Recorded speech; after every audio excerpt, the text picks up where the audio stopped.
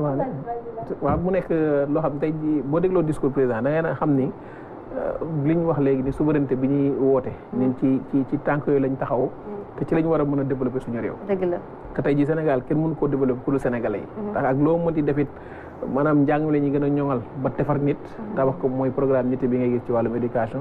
nité boobu bu rombee nga def ay nit yoo xam ni yu qualité la yu am qualité. dafa mel tey jii réew mi mu gën a mën a suqali ko jàpp naa ne daal ni mu defee discours moom jiitu réew mi buñ ci jaaree tey dañ gis taxawaay boo xam 2026 li may wax léegi Ramatoulaye di ko 2026 niñ xel yi mën naa mën a dal. ba pare it poos yi am dara. ma ngoog mbéy mi Toumani emploi des jeunes et cetera autant de choses yoo xamante ne war nañ koo activer. Tout à fait mbay mi secteur primaire muy élevage et j'en passe ñu war ko activer jeunes yi gis nañ ils sont très intéressés par cela ñi nga xamante sax jàng nañ leneen da ngay gis ni après dañuy dellu ci mbay bi donc ñu war leen jëmmal dooleel leen ba justement ñu mun a gis seen bopp ci loolu la. ma merci beaucoup Toumani Faye Ramatoulaye ñu tënk. Du coup, comme ni nga ko waxee rek 2026 Sénégalais yëpp ànd ak état bi. Tout à fait. ñu nekk ci vraiment une phase de redressement. Permettre ñu génn ci situation bi. ñi nga xamante ne amuñu liggéey ñu mën a am liggéey. mais comme ni ko Aziz Bane waxee fondement bi mooy l'éducation te génn na bu baax aussi ci discours du président de la République donc loolu noonu mooy les actes yi ñuy poser pour permettre tabax nit boo xamante ne dina mën a doxal réew mi comme ni mu ko waree. Donc sur le plan économie l'année 2025 c'était des termes très négatifs. ñu ñaan aussi que ne 2026 jargon bu très positif bi nekk lu gën a nekk tendance ci atum 2026 bi incha allah yoon coût bi di gën a wàññeeku réew mi gën a naat recettes yi di gën a yokku j'ai vu dernièrement que ne la douane a sorti ses résultats mu nekk des résultats très performants voilà ñu koy apprécier mais man j'aurais préféré que mu nekk résultat record par rapport aux impôts et domaines parce que douane day symboliser li nga xam ne dañ koy importer et si c'est les impôts ñoo am yenn kii ça veut dire que c'est la richesse au niveau intérieur ñoo am benn développement bi donc ci jeu entre de compétition entre douane ak impôt man waa impôt laay gën a faral ko waa douane voilà impôt ak douane rek de sunu ministère moom mine énergie pétrole voilà parce que booy xool rapport ITE bi mu jigéen nii semaine passée ñu ngi jóge 380 milliards ba 445 milliards c'est quand même énorme taux de croissance bi sax une bonne partie c'est le secteur des hydrocarbures effectivement parce que ñoom def nañ 77,7 milliards secteur minier bi def 389 milliards donc je pense bien que les gens sont en train de mettre sur pied des choses yoo xamante ni mën na apporter soukir sénégalais yi quoi. Justement la transition est toute faite Abdoul Aziz Bane ñu rappeler que suñu invité moo di Samba Tall Sarr. waaw Samba Tall Sarr nekk expert minier dañu waxtaan ak moom tam dañu doon wax sànq jëm ci wàllum économie waaye balaa boobu ñi wax ni fan yi dañoo nemmeeku wàññeeku ci wàllum hydrocarbures yi. wàññeeku yi ci wàllum électricité tey jii buñ doon wax wàcc yooyu naka la état def sànq Ramatoulaye mi ngi koy wax ba. malgré jafe-jafe yi malgré FMI ñëwul yenn structures yi ñëwuñu état bi mën a sukkandiku ba def li nga xam ne moom moo di wàññi yooyu. xam nga fii bi ñu juddoo ba tey fekkee gis nañu politique bu nekk. ajustement yeeg. waaw ajustement structurel plan saaxalum. waaw amul buñ fi gisul. tout à fait. amul xam-xam buñ fi gisul. mais dafa am loo xamante ni daf fee ñëw ci lu bees te yombul woon. te loolu génération d'idées de rupture décomplexe bi ñoom ñoo ko indi muy le courage politique le Sénégal sauvegarder les intérêts vitaux de la nation sénégalaise avant ngay xool intérêt beneen réew ñi wane nañu yoon bi moo tax boo ñëwee FMI la da ngay génne subvention bi nga xam ne da nga koy def ci électricité bi yow nga waxu dindi subvention de mais da ngaa ñëw wàññi électricité bi nag faf ñëw wàññi gasoil ñëw wàññi essence loolu prouesse la xam nga lu tax parce que courant bi nga wàññi du sa gaz nga jël dugal ko ci gazoduc yi indi ko ci centrale ñu lakk ko muy sa matière première foofu booy wàññi mën nañ ni sa matière première la dina nekk wàññi bu am solo moo tax ñu ne wàññi yi ngay gis nii wàññi la ci njëlbeen mais wàññi bi day gën a continuer day gën a neex day gën a neex parce que du sunu gaz pour le moment la ñuy utiliser pour togg ko génn ci courant RGS passage maa ngi leen di nuyu muy le réseau gazier ñuy def liggéey bu am solo parce que ñoo war a jëlee gaz bi ci plateforme yi dugal ko ci gazoduc yi indi ko ci centrale yi lakk ko cela veut dire que les ressources naturelles appartiennent au peuple du moment où gaz boobu muy méthane boobu ñoo ko moom buñ ko jëlee lakk ko togg ko génn ci courant effectivement day am njeexital ci askan bi day delluwaat ci askan bi day delluwaat ci askan bi loolu la ñuy wax la souveraineté énergétique et à saluer parce que sunu bloc yi nga xamante ne moom mooy Teranga Yaakaar BP dafa ni woon gaz bi nga xamante ne dañ ko fay jëlee dañ koy yóbbu à l'export ñii dañu taxaw ni sunu gaz yóbbuñ ko à l'export fii lañ koy defaree parce que nous avons besoin d'une souveraineté énergétique on sonn nañ ci pour am un repreneur mais ak li nga xamante ne moom le premier ministre Ousmane Sonko doxe woon Émirats Arabes Unis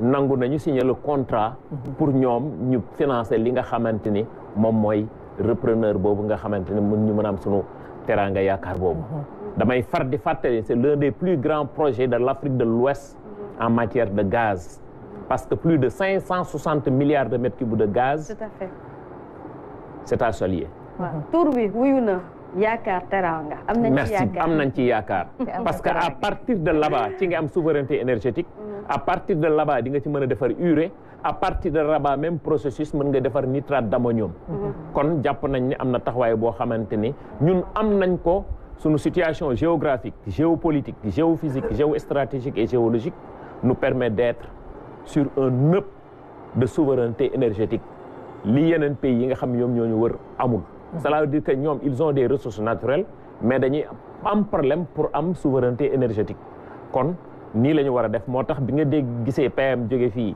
dem Guinée jóge fii dem Sierra Leone ñuy wax l'autoroute de l'acier ils ont du potentiel xam nga ay 12 milliards 40 milliards de tonnes de fer de nangam ak nangam c'est à saluer am nañ ko mais nan la ñu koy fexe ba jëmal ko tey jii bu fekkee ni ñun amuñu it sunu pétrole ak sunu gaz bii nga xamante ni moom la ñuy transformer pour génne ci essence génne ci gasoil ñu wàññi ko c'est à saluer parce que fukki at ak ñaar régime bi fi jógee essence baril pétrole ci Brent gënoon na wàññeeku te pourtant wàññi amul woon tey jii en 21 mois yow nga wàññi ci litre bu nekk 70 francs ak 75 francs c'est à saluer parce que jàpp nañu ni Sénégal da doon utiliser 1 milliard 410 millions de litres de gasoil da doon utiliser 439 millions de litres d'essence par année le cumul c'est plus de 136 milliards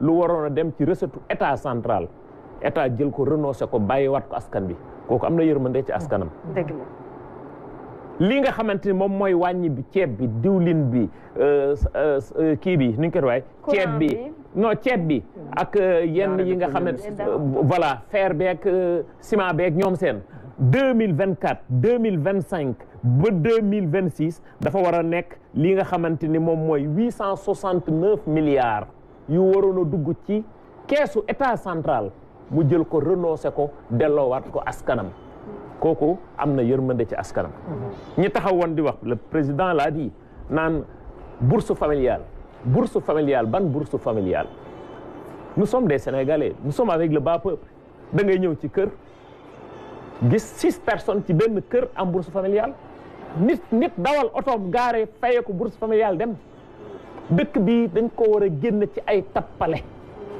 teg ko ci yoon buñ ko bëggee teg ci yoon nag ça demande un prix yéen a nga fàttaliku ba président de la République naan yéen a demandé jubal jubbanti c'est un plat salé amer merci beaucoup ça demande un prix et ce prix là ñu ngi tey taxawaay boo xamante ne taxawaay mucc ayib la wax naa ko sànq foofu laay jeexale ci fii muy bu ñu nee les ressources naturelles appartiennent au peuple askan wi da ci war a gis boppam depuis kañ ngay doogu dégg or Sabodala yéen a ngi tey jii dañu waroon takk ba fees dell. wala ngeen jël denc seen i coffre wala ngeen jël yóbbu ci banque yi. parce que nous sommes devenus un pays aurifère. fi ma toog di wax ak yow nii nous avons 3 sociétés aurifères qui sont dans ce pays buy exploiter sunu suuf si di ci génne or. tey jii jàpp nañu ni c'est un flux physique métal transformé en flux financier et monétaire. d'ailleurs or ci boppam lan la moom mooy garantie monnaie. kon tey am na taxawaay boo xamante ni ñun buñ ko taxawee liggéey bi mën nañ koo yóbbu ci kanam. ci wax naa la ko sànq rapport bi nga xam ne rek sànq génn.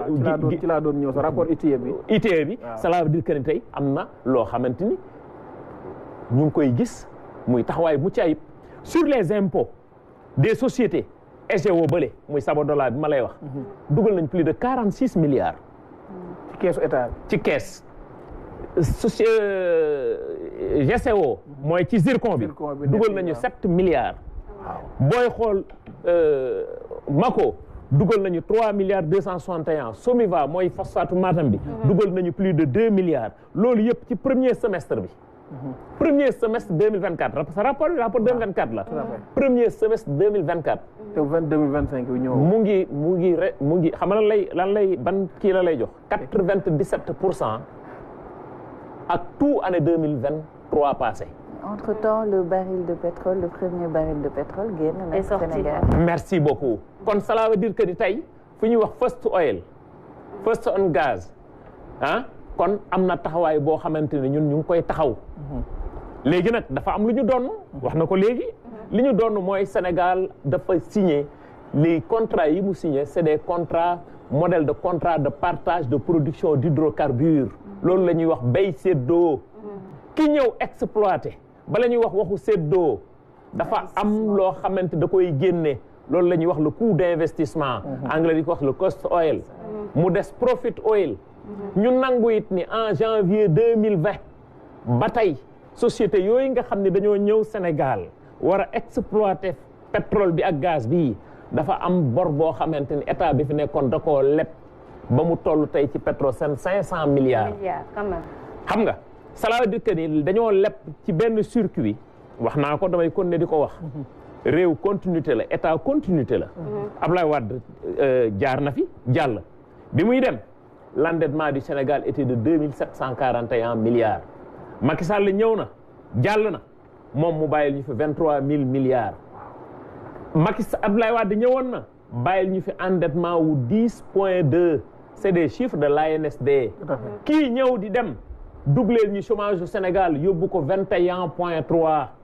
bu fekkee ne nag da nga xaw ma kente xaw ma endettement wu Sénégal doublé. chômage au Sénégal nga ñëw zéro industrie nga am loo war a mën a taxawe tey bu fekkee dañ la étrangler nekk sous perfusion FMI ba pare ngay def lii nii yëpp cela veut dire que c'est des prouesses yooyu nag dafa am lu muy jeexaltal mooy le courage politique. Tout à fait. Nous sommes au niveau du ministère de l'énergie, du pétrole et des mines. Nous avons fait 848 sites à travers le Sénégal est ouest nord sud. Nous avons audité le secteur. Nous avons fait des audits physiques. Nous avons fait des audits techniques. 94% des entreprises n'étaient pas en conformité avec l'administration minière. teguwuñu woon ci yoon. waaw léegi nag am na taxawaay boo xam ne dañ koo taxaw mooy que ne les ressources naturelles appartiennent au peuple et ça doit être exploité en toute transparence au profit de la population. Tout à fait. fu dërëmu Sénégal nekk nga war koo joxe di nga ko génne tout ce qui appartient à l'État et qui avait échappé à l'État va revenir à l'État. te loolu mooy yoon loolu bu ñu ko defee nit ñëpp noppalu Sénégal jëm kanam. C'est ça. Justement, on avait vu la tournée du ministre Birame Souleye boo xamante ne dikk na bu baax ci ponk yooyee Aziz. mais rapport bi am na yu am solo yu mu génnee tey jii pour relever défi yi tey naka la ñu war a ban taxawaay la ñu war a am pour défi yooyu ñu mën ko relever ba pare gën a teg Sénégal ci yoon. grand njub mooy lépp le chemin le plus sûr c'est la droiture.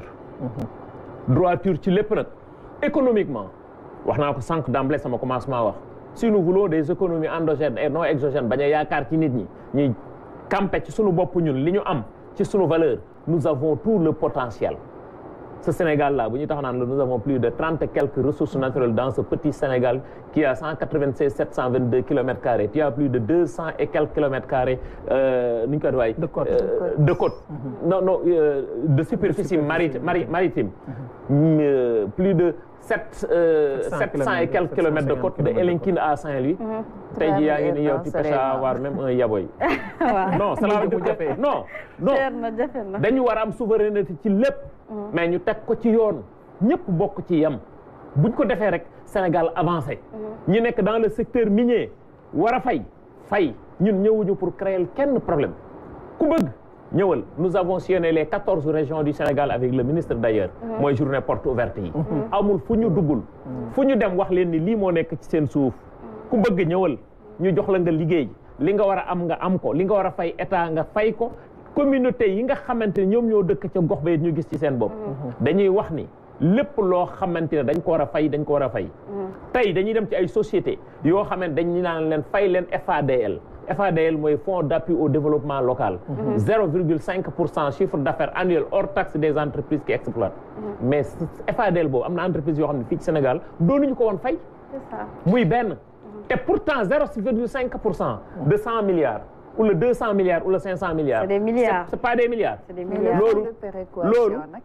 loolu commune bi moo ko commune ba nga xam ne fa la carrière yi ak nim ba nekk ñoom ñoo ko moom nga ñëw nag ci fonds de péréquation et d'appui bi nekk 20%. nga xam ne décret de 2015 signé le 30 janvier 2015 moo ko modifié bi nga xam ne 2009 1334 bi nga xamante ne Abdoulaye Wade moom moo ko signé woon moom moo ni bépp société d'exploitation bu nekk ci réewu Sénégal da ngaa war a génne 20% cotisé ci fonds boobu. boo ko deful cela veut dire que ni da ngaa péché. tey bii nga xamante ni moom mooy li nga xamante ni moom mooy impôt revenu des valeurs immobilières. premier semestre 2024. premier semestre laa wax de 2024 xam nga ñaata lañ dugal 10 milliards. même période boobu en 2023 xam nga ñaata lañ dugal. 924 millions. Donc bëri na ñu doon fay seen ay taxes. Voilà. En fait man dama constater un paradoxe. Les localités où il y a vraiment ces ressources minières, ces hydrocarbures, malheureusement c'est les localités yu sonn. Et pourtant c'est des gens qui sont assis sur une mine d'or, sur de la richesse.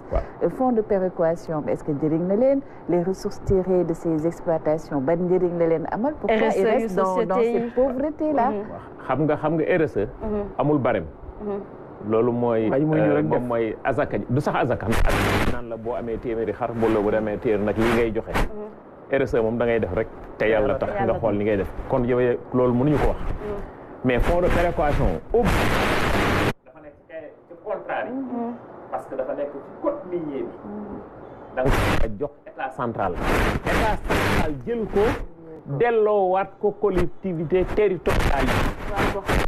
waaw kay collectivité territoriale yi.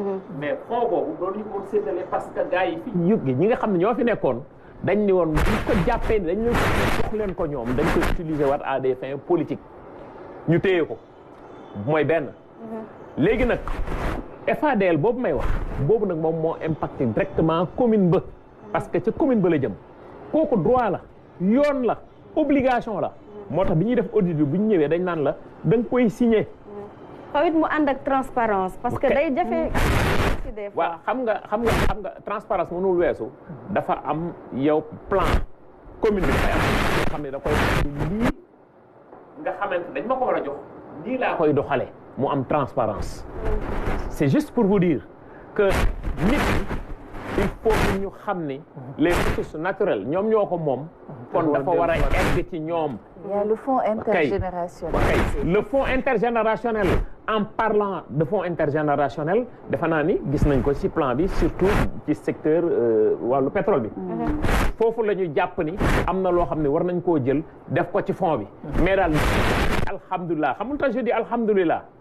les deux blocs yi nga xamante ni joxe nañ ko sur un modèle de contrat de partage de production muy béy séddoo muy blogu GTA bi nekk suñu diggante ak Mauritanie nga xam ne ci blogu Saint-Louis offshore profond ci coowu Petro-Tim li ci lañ ko joxe woon ak bi nga xam ne moom mooy tey Sangomar ñaari bloc yi la ñu joxe kon jàpp nañu ni ñun ñu ngi jël le code minier pétrolier gazier de l'environnement impôt domaine impôt ak douane yëpp di koy boot assemblée nationale pour modifier waat ko mooy li ma doon wax sànq pour mooñaat ko ñun niñ ko bëgg a mooñee ñoom exploitant yi fattuñu leen ñu gis ci seen bopp ñun état central li nga loolu yëpp njeexital bi ci askan wi la kon taxawaay bi day nekk taxawaay mucc ayib 2026 xel mën naa dal poos yi am dara bu baax a baax a baax xam nga lu tax xel war a mën a dal xam lu tax xel war a mën a dal nee naa la sànq nous ne détenons rien entre nos mains économiquement deux ne sommes pas émis trois nous sommes en train de faire des baisses considérables kon ki la dikk ndékki jox la añ bu leen la toogal dinaa la jox leer nga war koo mën a gëm et c'est ça l'essentiel. Que tirez-vous ci discours président Bassirou Diomaye Diakhar Faye ci at wi ñu weesu jëmale ci at wi ñu dëgmal lan la ñu mën a jàpp ngir rek li nga wax sànq ñu jëmmal ko. Des réformes majeures. C'est le président de la République, gardien de la Constitution, chef suprême des armées et de la magistrature, clé de voûte de toutes les institutions. C'est lui qui nomme les emplois civils et militaires. tey jii jàpp nañu ni. j'ai envie de dire El Hadj Mansour Mbaye tey jàpp nañu ni président boobu tey jii. il détermine la politique de la nation. tout à fait. mais à ses côtés nam ko waxee woon moom il veut un premier ministre super fort qui exécute la politique du chef de l'État qui est le chef du gouvernement muy Ousmane Sonko. tey dañ doon wax ni premier ministre yi fi jaaroon ñoom ñoo doon génne les chantiers du chef de l'État des chefs d'État tey jàpp ni kon kii nga xam ne moom mooy le premier ministre Ousmane Sonko bi nga xam ni moom mooy exécuter la politique du chef de l'État ñu wax boo leen liggéey fi ñu war a yóbbu Sénégal nañ ko fa yóbbu parce que loolu la Sénégalais yi te man ba loolu laa jàpp nit ni ñu ngi ci tànk yooyu kon tànk yooyu nga xam ne sénégalais yi ci lañ leen faloon pour rupture au vrai sens du terme nañ ci taxaw jëmmal ko doxal ko économiquement institutionnellement ak leneen ak leneen ak leneen kon war naa mën a dal xam nga dafa am doon désespoir bu nekk ci réew mi nit ñi jël gaal yi dugg kenn xamatul qui fait quoi qui représente quoi tey jii les gens sont en train de voir des choses yoo xam ne c'est des choses positives géej gi ma la wax sànq dañ koo joxe woon pendant 5 ans Union européenne. accord de pêche. Union européenne accord de pêche. Union européenne ñaata pays la 15 pays. 15 pays. nga ne leen yéen ñëpp. daw leen Sénégal daw leen Sénégal ndax loolu doyul. mu am des sociétés yi c'est des sociétés. yoo xam dañ ay sociétés yow fii ci réew Sénégal. mais lan la ñu mbubboo ay chinois ñoo nekk seen ginnaaw. kon taxawaay bi ñun jàpp nañu ni am na taxawaay boo xam ne tey taxaw nañ ko amul jeexee ñoom ñuy njëkkante naan du ñu renouveler suñu contrat ñun ñoo ni leen renouveler suñu contrat loolu mooy dëgg. c'est vrai tey bu ñu def tey ba nga am premier ministre ma président de la République un premier ministre boo xamante ne dañ koo boole parmi les 20 maîtres du monde. cela veut dire que yow da ngaa war a gëm sa bopp dëggal sa bopp. boo demee Chine ñu ubbi la bunt yi. boo demee Turquie ñu ubbi la bunt yi. foo dem ci àdduna Arabie Saoudite foo dem ñu ubbi la say bunt. ci lan parce que sa gëm li nga gëm sa bopp xam nga dañ ne la bukki bu yebee waxambaane ca doxin bala waaw kon am na taxawaay boo xam ne boo ko taxawee ay ca kaw lañ lay teg Ousmane Sonko jógul ci asamaan si rek war da nii rek ñuy jël ko dugal ko ci parmi les 20 personnes les plus influentes du monde taxawaay la daf ko incarné xam nga bu gën a neex ci àdduna nit da ngay naturel loo bëgg a wax nga wax ko gëm ko nag dëgg rek moom mooy ñun te loolu moom am solo li ko waykat bi wax Youssou Ndour doonte buy tàmbali mën nga cee wét te muy dëgg mais yàgg bu ragal a wét te loolu moom moo am solo kon jàpp nañ ni ñii nga xamante ne tey jii celui qui détermine la politique de la nation ak celui qui exécute la politique de du chef de l'État ñoom ñaar bu ñu àndee muy un tandem te effectivement tandem boobu nag moom la ñu kañ sénégalais ba sénégalais teg leen fi mais ñooñu bu ñu waxee li ñu war a wax def li ko war a def je pense bien que ni il peut amener ce beau Sénégal qui se nomme le Sénégal dans les lendemains meilleurs. donc jamono ji déggoo bi doon na lu dëggu. man jàpp naa père loolu laay gëm xam nga lu tax dafa am ñett yoo xam ne man mooy sama ngànnaay mooy kan man paaka la kenn du ma jiitu kenn baram benn deuxièmement fit ni dañ ma doon wax ni ma ku am kilifa doo gàgganti koo ci mbedd c'est ça pardon kon jàpp naa ni loolu it dama koy def arme et c'est très important. merci beaucoup. Aziz Bane. waaw mu nekk lu am solo gis nañ tey waxtaan bi nga xam ni seq nañ ko ak suñu gan muy Samba Tall xam naa ko gën a soxla sax ci champ kon. waaw il faut mu ñëw foofu la xaj wala nay leer. mais le connaître bi may def sama mémoire. oui j'ai fait mon mémoire sur le contenu local dans les hydrocarbures. mais malheureusement à l'époque bëriwuma woon ay interlocuteurs. les personnes ressources voilà. personnes ressources mais je pense que ça aurait été une très belle personne ressource. tout à fait. en tout cas sant nañ la gërëm la c'était un brillant exposé jàng nañu lu bëri rawatina ci rapport bi ni mel waaye tamit tolluwaay réew mi jëm ci exploitation suñu ay ressources alors ñu bàyyi la rek nga daal di tàggatoo daal di tënk waxtu wi daal di nay jot message booy lancé. waaw xam nga ñun moom li ñuy def merci sur ça. parce que c'est un challenge. tout à fait. ñu war a def donc yàlla na jàll taxaw rek. amiin puis li ñu mën a wax sénégalais yi mooy ñu gën a dal gën a gëm ñi nga xam ne ñoom lañ fi teg parce que urne yi ñoo leen fi teg ànd ak ñoom ci dal buñ leen làmb di leen daj di leen sentir parce que quand même ñoo ay nit lañ ñoo xam ne war nañ leen mën a gunge parce que dañu am fu ñu jógee de 60 à nos jours dafa am ñu fi nekkoon ñun ñu tuddee leen le consortium d'intérêt am ñoo xam ne ñoo fi nekk tey ñuy incarner cette génération d'idées de rupture décomplexée kon bu fekkee ni yooyu taxaw na ku nekk da ngay xam sa bopp bu ku nekk xamee sa bopp nag yoon day leer te yoon boobu di leer ñi koy doxal dañoo bëgg di sentir toujours seen peuple parce que mooy seen doole tant que peuple bi mu ngi attaché ni rek cet objectif dañ koy atteindre. et c'est très important. sant nañ la gërëm la monsieur beaucoup. Samba Tall Sarr ñu fàttali que expert minier nga xarañ lool ci wàllu woowee Ramatoulaye, ce fut un plaisir. Le plaisir est partagé. À lundi prochain. Inch'Allah. La grande Toumani. Merci Binta.